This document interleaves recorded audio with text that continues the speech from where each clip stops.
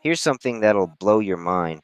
90% of dropshipping businesses fail before they even get off the ground. Yet this industry is creating more millionaires than ever before. What's really going on behind those numbers? Those statistics are pretty shocking. What makes the difference between success and failure in this space? Well, it's fascinating actually. The successful dropshippers have cracked this code that most people completely miss. They're not just selling products, they're building entire ecosystems. And get this, 84% of online sellers say finding reliable suppliers is their biggest challenge, but that's just the tip of the iceberg. Hmm. So it's more complex than just setting up an online store and watching the money roll in? Oh man, you got that right. Look at someone like Erwin Dominguez from San Diego. He approached dropshipping like a scientist running experiments. Every product, every ad campaign was meticulously tested. He went from 0 to 7 figures by treating failure as data, not defeat. That's fascinating about his approach. How exactly did he handle those inevitable setbacks? So here's what's wild. When most people would give up after a failed product launch, Erwin would dive deep into the analytics. He'd look at everything from click through rates to customer feedback, treating each failure like a puzzle to be solved. And you know what? That's exactly what separated him from the 90% who fail. Speaking of analytics, I've heard social media plays a huge role in successful dropshipping. What's the real story there? The numbers are mind blowing. Stores with active social media profiles see 32% more revenue. But here's the kicker, it's not just about posting pretty pictures. The most successful dropshippers are basically running mini media companies alongside their stores. That must require some serious time and resource investment. You better believe it. And get this, 93% of web sessions start with a search engine.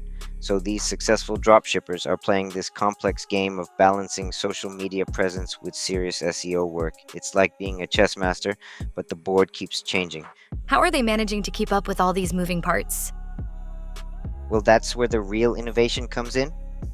The top performers are using AI tools for inventory prediction, automated customer service, and even trend forecasting. But here's what's really interesting.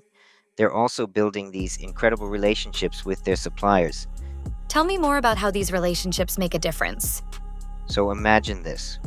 While most dropshippers are fighting over the same generic products from AliExpress, the successful ones are negotiating exclusive deals, getting priority shipping, even collaborating on product modifications.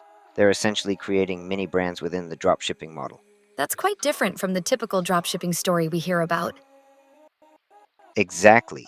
And here's another thing that'll surprise you.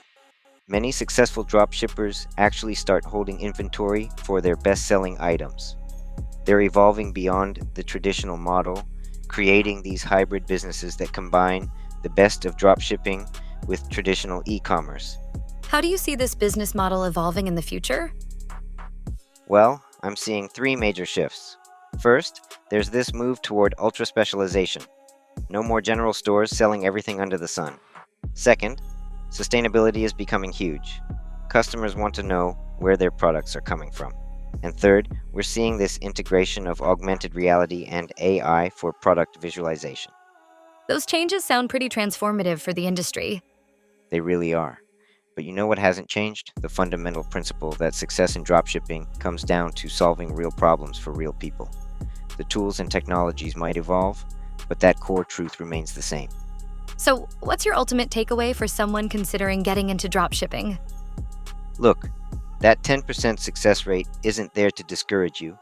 It's there to wake you up to the reality that this is a real business requiring real strategy. The ones who make it aren't necessarily smarter or more talented. They're just more prepared, more persistent, and more willing to adapt when things don't go as planned.